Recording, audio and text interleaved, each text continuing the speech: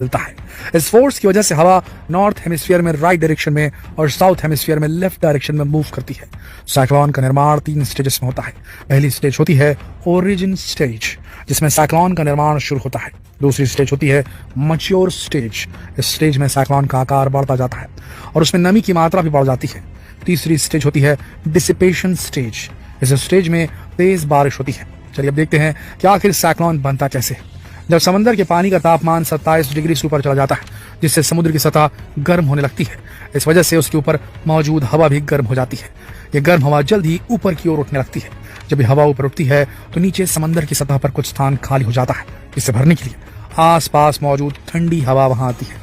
अब जब गर्म हवा ऊपर उठती है तो समंदर की सतह पर एक कम दबाव का क्षेत्र बन जाता है, जिससे आसपास की ठंडी हवा इस ओर आने लगती है। और जब ठंडी हवा इस कम दबाव के क्षेत्र में आती है तो वो भी गर्म होकर ऊपर उठने लगती है। इस वजह से ऊपर एक उच्च दबाव का क्षेत्र बन जाता है और ये उच्च दबाव का क्षेत्र बार बार कम दबाव के क्षेत्र में घुसने की कोशिश करता है। इसकी वजह से ऊपर उठने वाली हवा पर कोरियोलिस फोर्स लगने लगता है और वो गोल गोल घूमने लगती है। इसे ही भंवर यानी कि साइक्लोनिक वॉर्टेक्स कहा जाता है। और जो हवा ऊपर उठ रही थी वो ऊपर उठने के साथ ठंडी होने लगती है। इसे उसका लैप्स टाइम कहा जाता है, यानी कि ऊंचाई के साथ तापमान में परिवर्तन। इसकी वजह से कंडेंसेशन की प्रोसेस शुरू हो जाती है। ये पूरी प्रोसेस तब तक चलती है जब तक साइक्लोन तट से टकरा नहीं जाता। इसके बाद साइक्लोन में होने वाली नमी की सप्लाई बंद हो जाती है और धीरे धीरे साइक्लोन ठंडा पड़ जाता है, उसकी गति खत्म होती चली जाती है।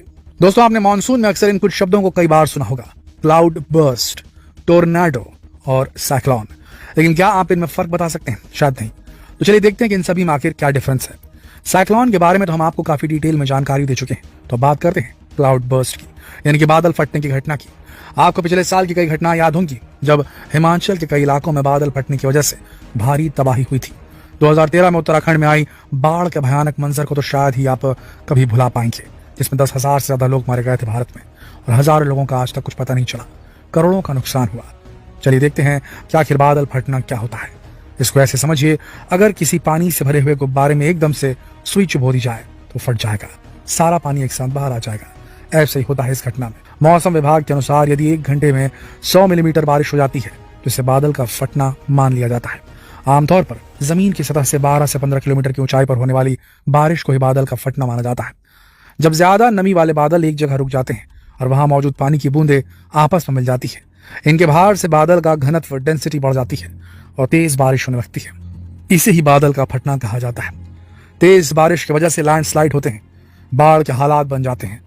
पानी रौद्र रूप लेकर अपने रास्ते में आने वाले मकान, पुलों, घरों सबको तबाह करता हुआ चला जाता है और पीछे छोड़ जाता है मलबा और लाशों के ढेर। इस तरह बादल का फटना तूफान से कम खतरनाक